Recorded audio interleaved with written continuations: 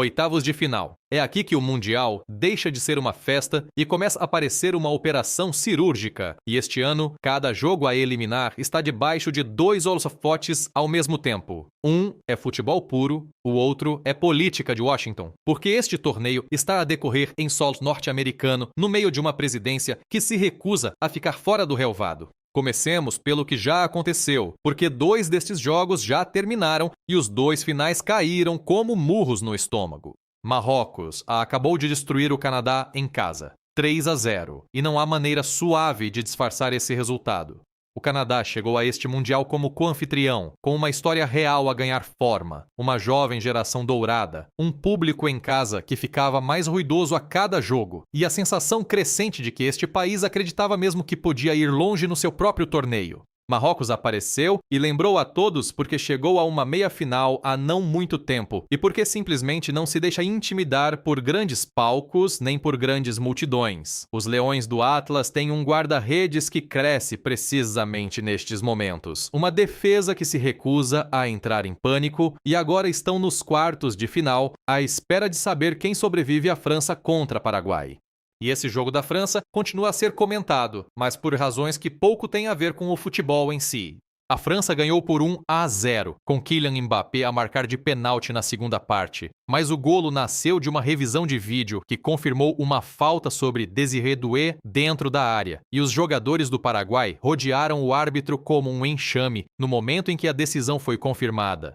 O Paraguai já tinha eliminado a Alemanha para chegar aqui, uma equipa que não se assusta facilmente. E o seu selecionador deixou claro depois que os jogadores sentiram que o contacto tinha sido, no máximo, mínimo. A França avança, mas avança com um asterisco pendurado no resultado. E Marrocos espera na ronda seguinte, num duelo que já cheira a tão físico quanto polêmico. Agora é aqui que a história deixa de ser apenas sobre a bola.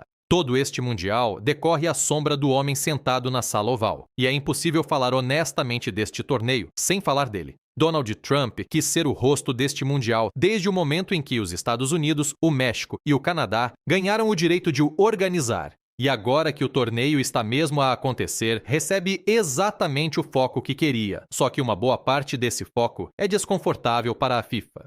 Algumas semanas antes do início do torneio, o presidente da FIFA, Gianni Infantino, esteve em Washington durante o sorteio oficial do Mundial e entregou ao presidente Trump algo chamado Prêmio FIFA da Paz, uma distinção totalmente nova que não existia antes daquela cerimônia. Infantino chamou-lhe um reconhecimento de liderança, mas a imagem caiu mal quase de imediato. Uma organização de direitos humanos chamada Fair Square apresentou uma queixa formal acusando Infantino de violar as próprias regras de neutralidade da FIFA, argumentando que entregar a um líder político em funções um prêmio inventado no momento está o mais longe possível da neutralidade. Essa queixa continua no Comitê de Ética da FIFA e, até agora, não houve resposta pública, nem decisão, nem nada. Alguns críticos dentro dos círculos do futebol perguntam agora abertamente se esse silêncio já é a resposta. Se a queixa será simplesmente deixada morrer em silêncio quando o torneio acabar e as manchetes seguirem em frente. Essa parte continua a ser especulação. Ninguém a confirmou, mas a suspeita existe e não desaparece. A coisa fica ainda mais confusa. Notícias de grandes meios financeiros confirmaram que Trump recebeu bilhetes gratuitos para jogos do Mundial, no valor aproximado de $15 mil, fornecidos pessoalmente através de Infantino e divulgados apenas porque as regras federais de declaração financeira assim o exigiam. Espera-se que Trump entregue pessoalmente o troféu do Mundial na final dentro de algumas semanas, uma imagem que a FIFA claramente quer e que a Casa Branca também quer. Duas instituições que normalmente projetam neutralidade, a FIFA e a presidência norte-americana, acabaram por parecer extraordinariamente próximas uma da outra, perante uma audiência global de milhares de milhões. Depois, há a questão da imigração, provavelmente o fio mais confuso de todos. Na primavera, surgiram notícias de que a administração Trump ponderava colocar agentes do Serviço de Imigração e Alfândegas, o ICE, dentro ou à volta dos estádios do Mundial, oficialmente como medida de segurança. O responsável pelo ICE disse publicamente que haveria agentes presentes por razões de segurança, mas recusou explicar exatamente qual seria o seu papel, se isso significava controlos de identidade, operações de fiscalização ou apenas presença visível. Essa indefinição fez soar alarmes rapidamente. Numa audiência no Senado, legisladores manifestaram receio de que uma presença pesada de fiscalização migratória perto dos estádios pudesse afastar por completo os visitantes internacionais.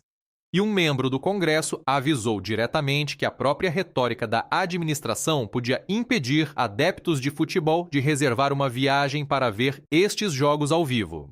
A liderança da FIFA terá discutido em privado pedir à Casa Branca que suspendesse a atividade de fiscalização especificamente durante a janela do torneio, preocupada que um efeito de intimidação em redor dos estádios prejudicasse a assistência e, francamente, toda a máquina comercial montada à volta deste Mundial.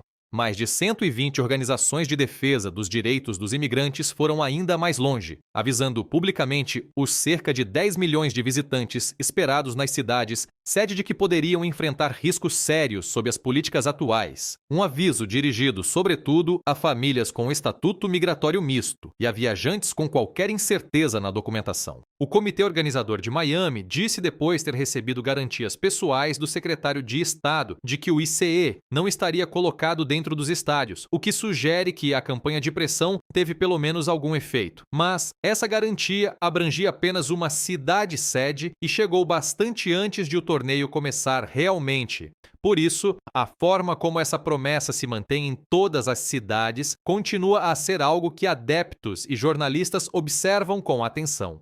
Além disso, houve problemas reais e documentados com vistos. Vários jornalistas que cobrem o torneio e pelo menos um oficial de jogo terão tido a entrada recusada ou foram atrasados na fronteira, uma confusão que diferentes meios ligaram diretamente à forma como Infantino aproximou a FIFA da atual administração, em vez de pressionar contra a política de vistos, como os organismos desportivos internacionais costumam fazer quando a política ameaça interferir num evento global. Um pequeno grupo de deputados britânicos chegou até a levantar publicamente a ideia de a FIFA reconsiderar o lugar dos Estados Unidos como anfitrião por preocupações de política externa, embora seja importante deixar claro que isto é uma declaração política de um grupo reduzido de legisladores, não uma proposta real da FIFA, e não há sinal de que a FIFA esteja a considerá-la seriamente. É esta a atmosfera que paira sobre cada jogo que resta neste quadro. Agora voltemos ao futebol propriamente dito, porque ainda há muito para jogar. Espanha contra Portugal talvez seja o confronto com o maior peso de nomes em toda a ronda. A Espanha chega depois de ter esmagado a Áustria por 3-0, e a forma importou mais do que o resultado. A Áustria pareceu perdida a partir do momento em que sofreu o primeiro golo, quase sem plano alternativo para lá de esperar por um cabeceamento depois de um cruzamento. A Espanha, por sua vez, nunca pareceu uma equipa a jogar no limite. Controlou a bola, controlou os espaços e chegou aos 3 golos sem precisar de suar muito. Marc Cucurella, em particular, continuou a encontrar espaços pela esquerda, entrando na área vezes sem conta, e a Áustria nunca o resolveu. O caminho de Portugal até aqui foi completamente diferente.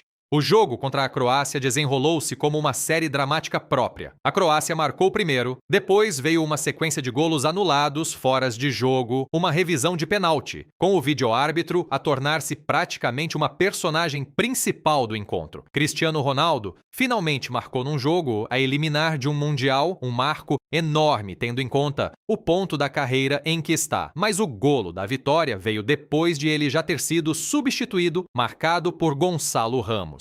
Esse detalhe importa. É demasiado fácil e preguiçoso dizer que Ronaldo é, de algum modo, um problema para esta equipa. Essa é uma leitura barata, mas a pergunta mais profunda sobre como esta seleção portuguesa está realmente construída não desaparece só porque é desconfortável. Jogam através de Ronaldo ou Ronaldo passa a ser uma peça importante dentro de uma máquina maior? Contra a Espanha, não haverá sítio para esconder essa decisão. A Espanha parece a equipa mais forte pela forma atual e, embora Portugal tenha talvez a coleção de nomes mais vistosa, sobretudo no meio-campo com Vitinha, João Neves e Bruno Fernandes, o futebol a eliminar raramente recompensa o plantel mais bonito. Recompensa o grupo que suporta a pressão sem rachar.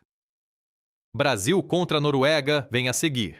E o caminho do Brasil, até este ponto, merece uma análise honesta, não um vídeo de melhores momentos.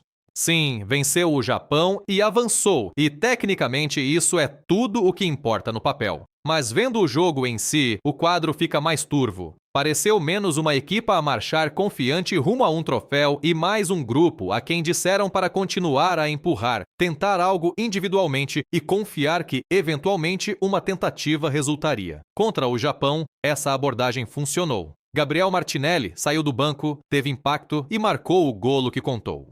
Mas as equipas normalmente não ganham mundiais a jogar assim durante 6 jogos seguidos. Houve largura, muitos cruzamentos, muitos momentos em que um jogador tentou resolver o problema sozinho, mas poucas provas de uma estrutura ofensiva coesa capaz de desmontar adversários como unidade. Vinícius Júnior está numa posição difícil dentro desta organização. É perfeitamente capaz de produzir um momento de magia, uma arrancada, uma finalização saída do nada. Mas quando o coletivo não entende plenamente como desbloquear uma defesa bem organizada, torna-se exaustivo depender de um extremo para fabricar tudo sozinho. Este não é o Brasil mítico de 2002, aquela versão em que simplesmente se confiava que, de alguma maneira, encontraria uma resposta. Esta versão parece uma equipa ainda à procura dessa resposta em tempo real, a meio do jogo. A Noruega não precisa de superar o Brasil em estilo para ganhar. Não precisa de dominar a posse como a Espanha, não precisa de dar espetáculo. A Noruega tem Erling Haaland, e Haaland pode desaparecer de um jogo durante longos períodos, quase não tocar na bola, parecer quase desligado, e depois, num único instante, segurar um defesa, atacar a profundidade, receber um passe e virar completamente o jogo. O Brasil pôde permitir-se períodos calmos contra o Japão, contra a Noruega. Esses mesmos períodos podem ser fatais. E depois a Neymar, cuja simples presença nesta convocatória continua a gerar debate. Alguns adeptos perguntam por que é que ele ainda está aqui nesta fase da carreira. Outros insistem que continua a ser essencial para a identidade do grupo. Os dois lados têm razão em parte. Como arma puramente decisiva, Neymar já não é a resposta garantida que foi, mas como símbolo, a sua entrada num jogo ainda cria entusiasmo real. Ainda carrega lampejos do velho encanto brasileiro, os dribles, o sorriso, a lembrança de que o futebol deve ser alegria e não apenas tática, mas o simbolismo, sozinho, não resolve problemas estruturais. Se o Brasil não afinar os movimentos, os espaçamentos e as ligações entre linhas, a nostalgia não o levará a uma final. Com Haaland no outro lado do campo, essa fraqueza pode ser castigada com dureza. México contra a Inglaterra traz uma pressão própria e, sinceramente, este jogo começa a ganhar tensão muito antes do apito inicial. A Inglaterra viaja para um ambiente que vai muito além de uma atmosfera normal de futebol. A altitude, ruído ensurdecedor e um público mexicano que transforma cada passe, cada lançamento lateral e cada pequeno erro num acontecimento. O México acaba de quebrar uma barreira psicológica que o assombrava há anos, passando finalmente aquele primeiro jogo a eliminar depois de tantas quase quedas dolorosas. Essa mudança altera tudo na forma como esta equipa entra agora em campo. Já não joga com medo de repetir a história, joga como uma equipa que já cumpriu o que precisava de cumprir só por chegar aqui. No papel, a Inglaterra é simplesmente a equipa mais forte, e isso não está realmente em discussão. Mas o jogo contra a República Democrática do Congo expôs um problema familiar. Falta de compostura sob pressão. Sofreu cedo, aguentou um longo período de pressão e precisou de Harry Kane para a salvar outra vez. Kane respondeu com 2 golos e fechou a porta, reafirmando o seu papel como o jogador que tapa as fendas da Inglaterra quando as coisas tremem. Mas se o México conseguir marcar cedo naquele estádio, a Inglaterra pode ficar em sérios apuros. Porque um golo sofrido cedo na cidade do México não é apenas um 1-0. É um estádio inteiro a explodir, a aumentar o volume até um nível que começa a abalar até jogadores experientes. O México vai tentar tornar o jogo físico, ruidoso e emocionalmente caótico. A Inglaterra precisa do contrário. Futebol calmo, controlado e paciente, capaz de sobreviver à tempestade inicial, calar a bancada e impedir o estádio de acreditar que um novo capítulo do folclore mexicano está a ser escrito em direto. Se acertar nesse equilíbrio, a qualidade inglesa deverá acabar por se impor. Se errar, esta pode tornar-se uma das noites mais desconfortáveis do torneio para eles. Estados Unidos contra a Bélgica traz a sua própria história, e essa história leva diretamente a 2014, quando Tim Howard assinou uma das exibições de guarda-redes mais lendárias da história dos mundiais, defendendo remate atrás de remate, e os norte-americanos ainda assim foram eliminados. Esse jogo continua vivo em algum lugar da memória coletiva dos adeptos de futebol dos Estados Unidos. Desta vez, tudo em redor do próprio desporto é completamente diferente. O futebol está realmente a crescer nos Estados Unidos, impulsionado pela presença de estrelas globais na Major League Soccer, zonas de adeptos cheias, academias juvenis cheias de miúdos e preços de bilhetes que subiram para níveis que teriam parecido absurdos há uma década. Já não é o desporto lembrado por acaso de 4 em 4 anos. Tem agora peso cultural real. A psicologia deste jogo também é diferente e vai além do futebol. Em grande parte da Europa, uma grande seleção eliminada de um mundial pode parecer um verdadeiro período de luto público. Nos Estados Unidos, a cultura desportiva passa muito mais depressa de manchete em manchete. Hoje é o Mundial, amanhã são notícias de mercado noutra liga, depois os Jogos Olímpicos, depois outra coisa qualquer. Uma derrota dolorosa magoa, mas o ciclo noticioso avança depressa. Esse ambiente pode até permitir aos jogadores norte-americanos competir com um pouco mais de liberdade, sem aquela sensação sufocante de que a identidade de uma nação depende de 90 minutos. Ainda assim, tem um problema real para este jogo. O seu avançado principal não estará disponível, e num jogo a eliminar perder o finalizador mais fiável não é um detalhe pequeno.